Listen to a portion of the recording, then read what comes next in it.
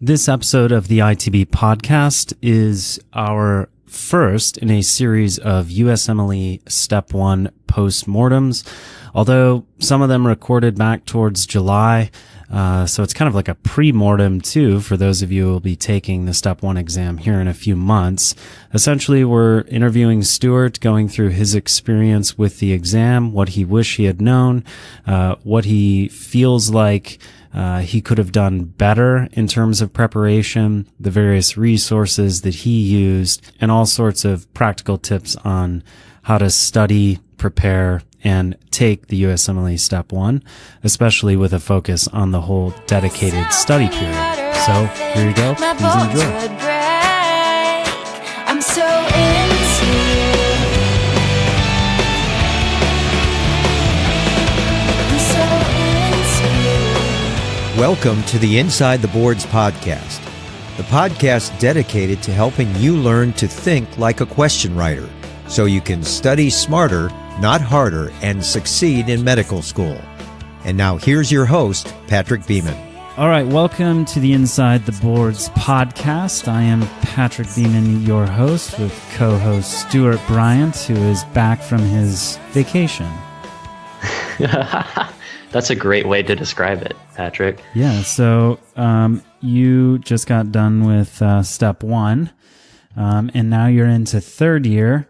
So we kind of wanted to do a little bit of a post-mortem on taking that terrible test that everybody worries about. But before we do that, you are in neurology now. So we are going to do a little neurology question from our Step 2 audio Qbank, powered by our friends at Online MedEd. Here we go. Today we have a 57-year-old female who presents with left-sided weakness, especially in the left upper extremity. She was sitting at home on a chair when she began to feel tingling in her arm and was unable to move it from the elbow down. Her symptoms began 2 hours ago. Past medical history is positive for hypertension, diabetes, and dyslipidemia. On physical examination, she is afebrile, and the rest of her vitals are also within normal limits. Physical examination further shows both weakness and decreased sensation in her left upper extremity associated with hyperreflexia at the elbow joint. Her EKG shows a normal sinus rhythm, and routine labs are within normal limits. Which of the following is the best test to confirm the diagnosis in this patient?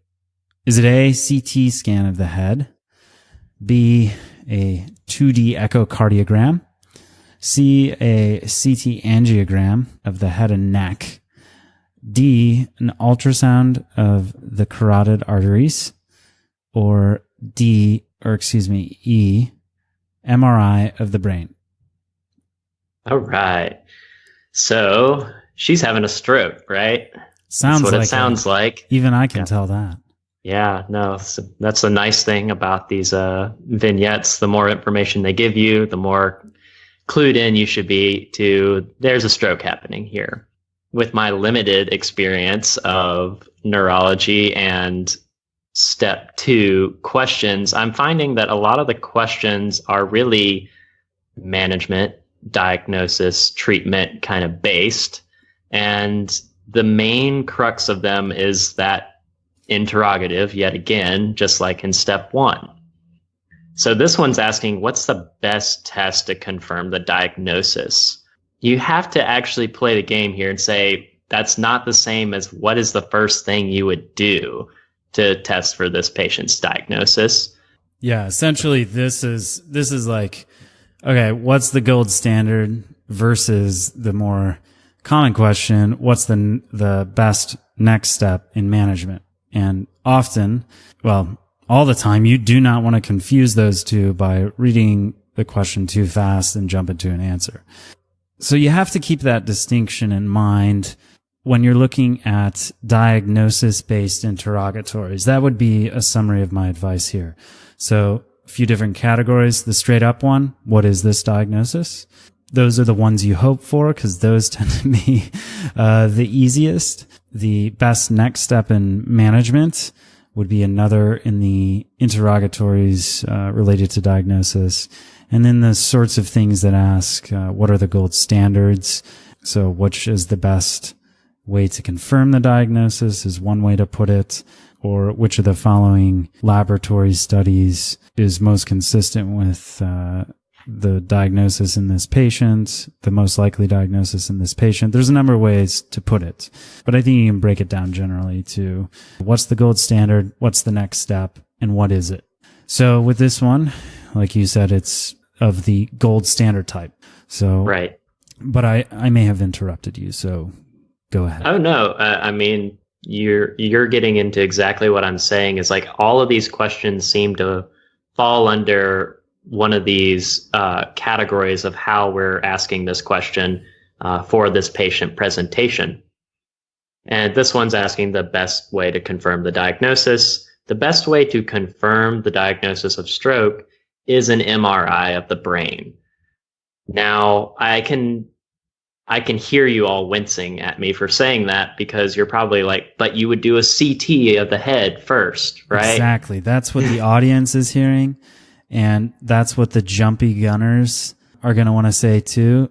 But it really comes down to active reading, active listening when you're talking about these things too. Because if you ask what's the best way to confirm a diagnosis, you have to keep in mind the distinction. It really is what is the most effective, has the greatest ability to confirm the diagnosis. And that is truly MRI. It's the most kind of detailed way you can see most, brain parenchymal problems, I guess. But it takes longer and it's more expensive. And that delay can interfere with interventions, which is why probably, especially for you out there who are third years, one of the things you want to drill into your mind is that somebody comes in with a suspected stroke. The best next step in management is a non-contrast CT scan of the head to categorize whether or not it's a hemorrhagic or ischemic stroke, first and foremost, because that has implications for whether or not you can give a certain treatment. And do you know what that is as I pimp you? So TPA is going to be the main one, but that's also going to deal with time frame for the stroke as well. That is true. And there's probably a little bit of controversy or confusion surrounding that. But what have your attendings been telling you? What have you read thus far? Yeah, so with TPA, if we're going to give it the window that I've kind of heard, for this argument is between 3 and 6 hours, with most people settling on 4.5 hours is a happy medium, I guess. Yeah. And then a notable exception to that is that window is shorter depending on if it's a vasculopath or someone with, say, diabetes. So I've heard 3 hours for a diabetic. Okay. And, I guess the nuance gets more in detail there. And I don't know it enough to give you more than that. Well, I guess there are a few items. So looking in terms of absolute contraindications to TPA in patients who have an acute ischemic stroke within 3 hours of symptoms would be number one. Oh, yeah. Number one, minor symptoms. So if you have finger weakness, probably don't want to go that big, or maybe just facial droop. Although I would have to defer to an actual neurologist to sort that out. But my clinical judgment would say something of that nature would not warrant a big gun like TPA. Let it lie? What's that? You would let it lie in that case? That would be my guess. And yeah.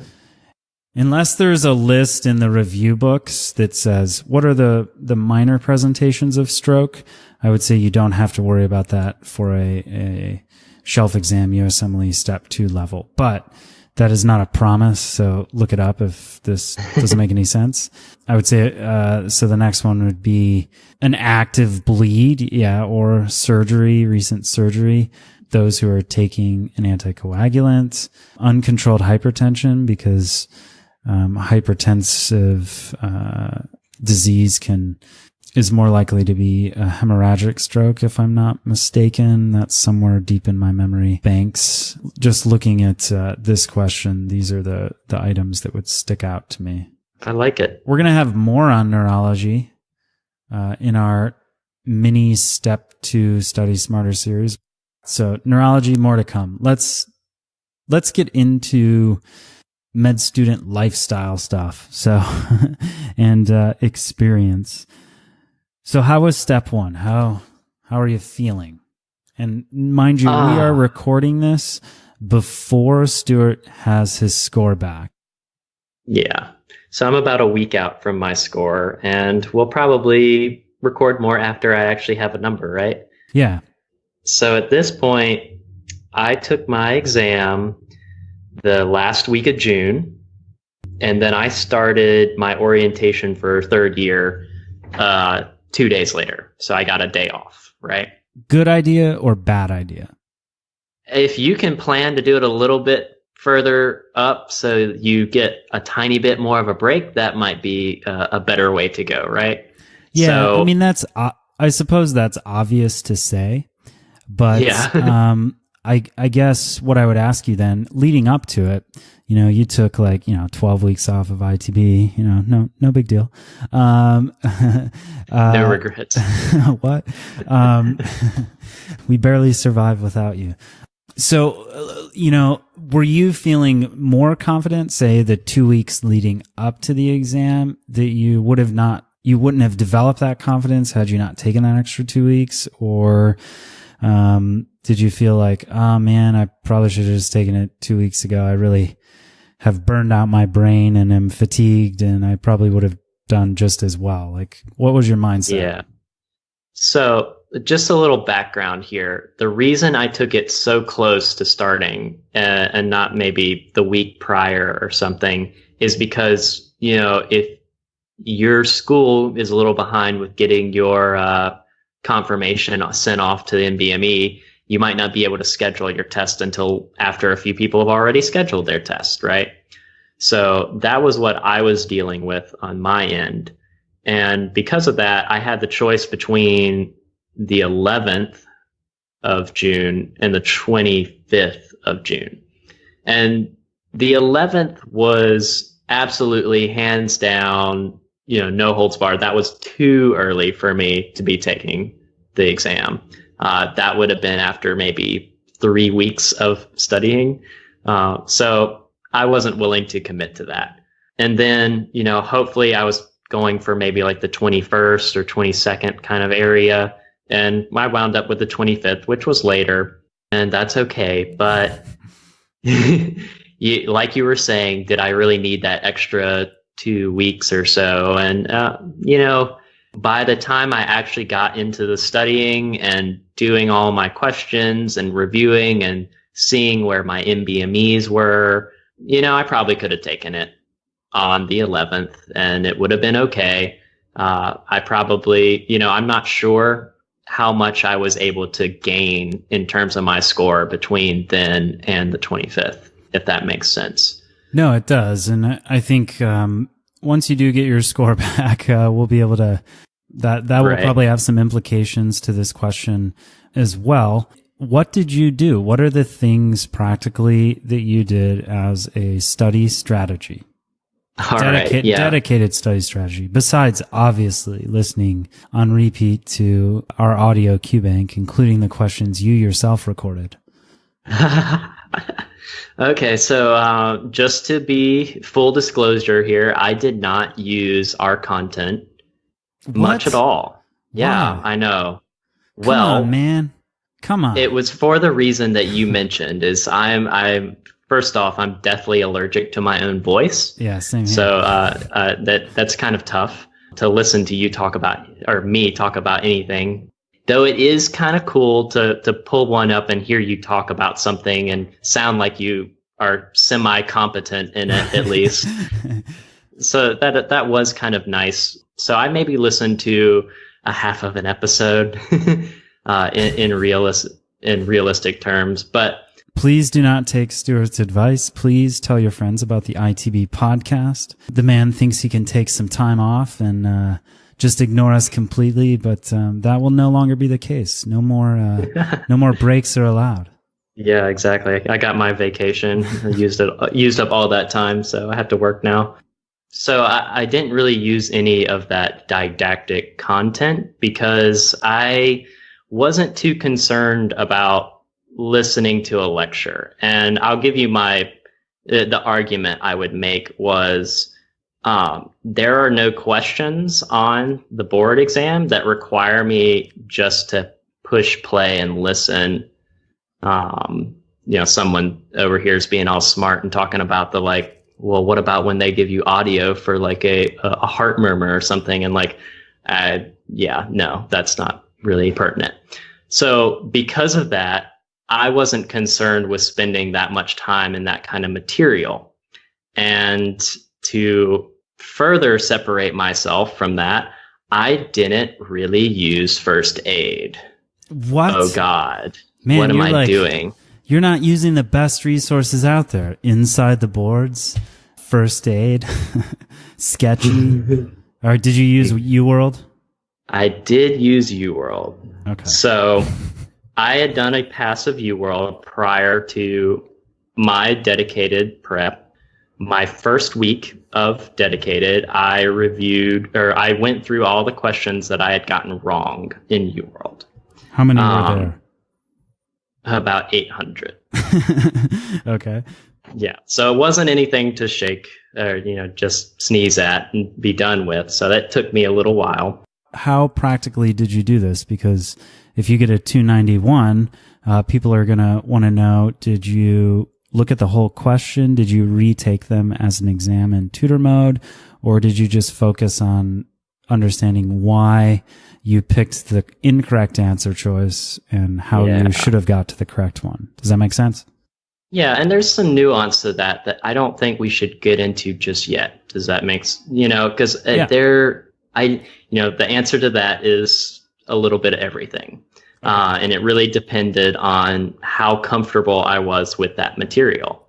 Or, and sometimes that comfort might have been false, but comfort nonetheless. I will say, doing the wrong questions, the questions that I had gotten wrong over again before I reset the Qbank probably put me in a situation where when I was redoing the Qbank the second time, I felt like I had seen the content before. And obviously I had. Well, let me ask this. Do you feel like you learned certain patterns of mistakes that you had a tendency to make when picking wrong answers? And were you able to use the so-called failures and getting some questions wrong as opportunities to grow and learn and apply it in a wider sense? Yeah, and I would say that there were rarely questions that I couldn't look back on and say, I had no idea where we were going with that question. And there are a few like that. And certainly on step one, there are a few that are like that. Those are all experimental questions, though. So if you face those on a step one, just ignore them. Yeah, don't ignore them. But, you tell yourself it's okay, But with that, I guess when I was doing a question and I got it wrong, I wanted to know what was the difference between the answer that I put and the answer that was actually correct. And why did I decide to go with the one that I did? And, there'd be multiple reasons. Sometimes it would just be a semantic thing with how they had worded the question. Maybe they had thrown in some information that had made me think of a different kind of diagnosis or something. This kind of gets into a learning tip, I guess. UWorld, people talk about how well it kind of matches up with board questions and stuff like that. But I would argue that the purpose of the question writing is it's in itself so you get stuff wrong and it makes you learn about it.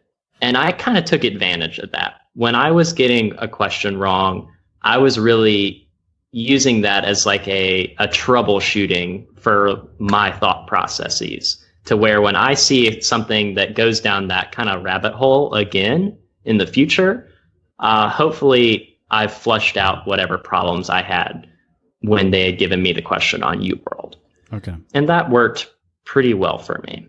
And we'll see how it goes for the whole score thing. Well, did you walk into the exam feeling confident, stressed, anxious? Man, I have such a good story for this. This is great.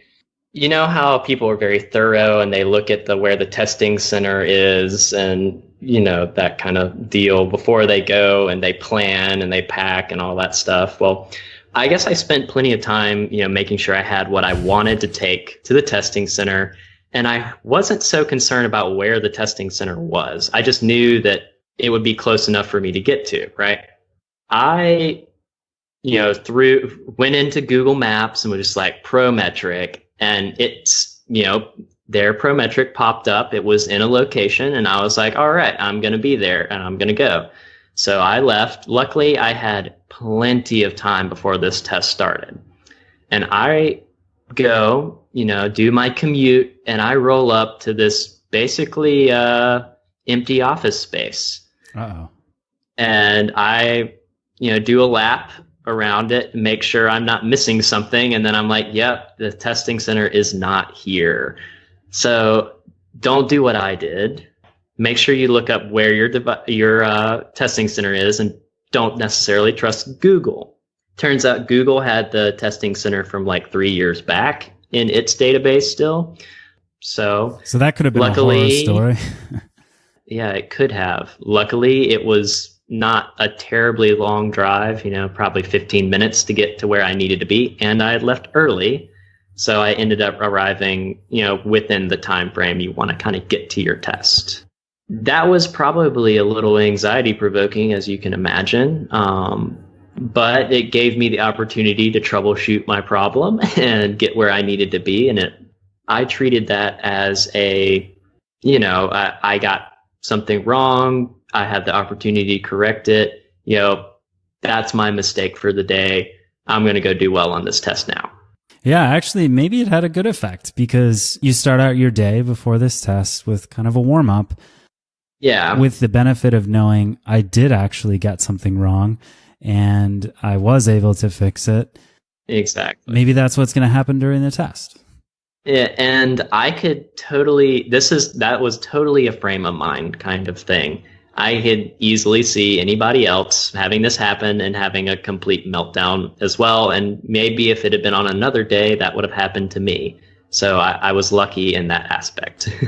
So that was my pre-test troubleshooting experience, which was a little anxiety provoking, but you can get past that too, right?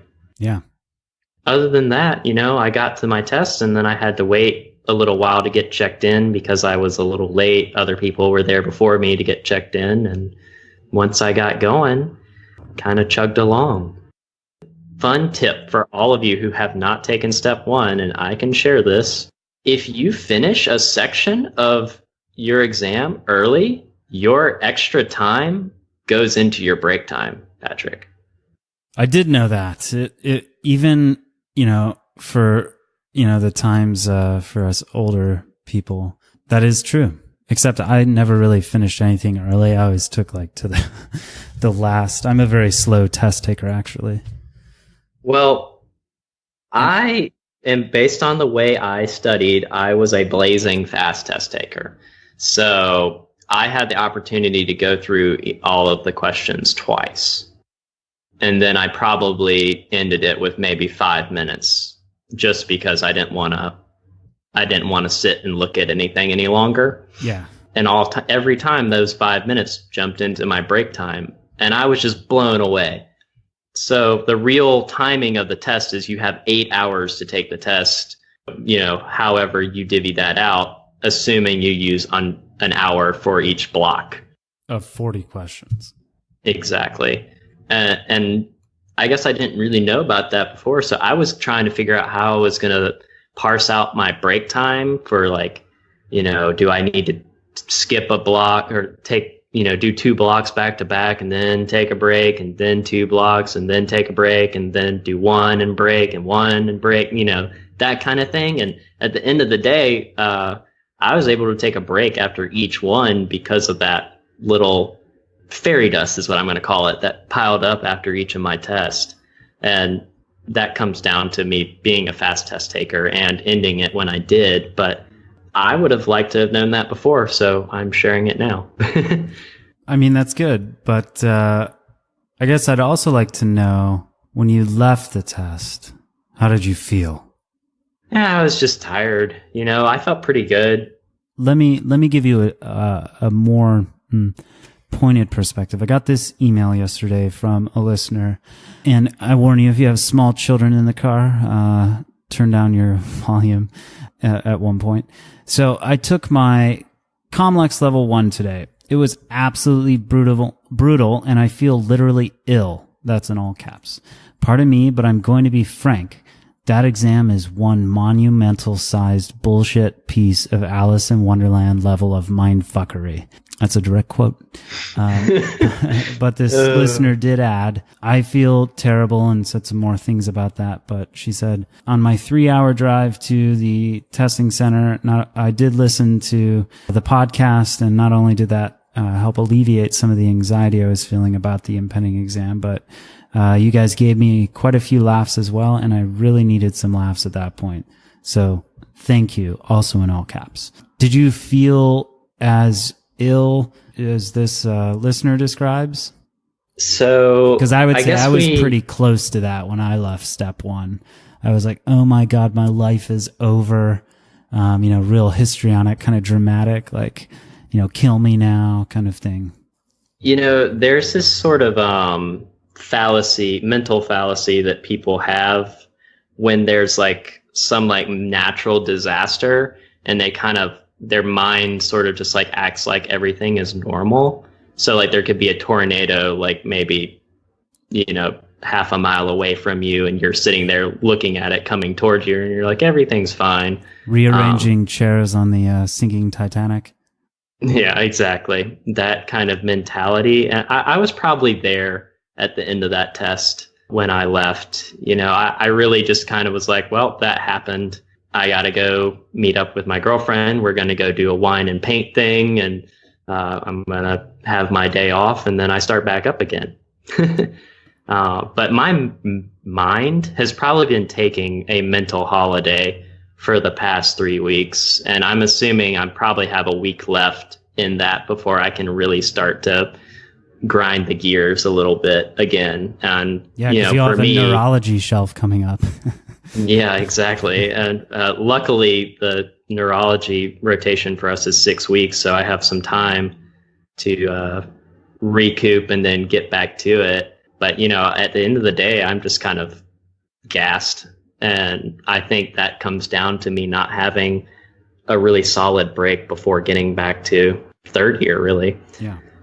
But yeah.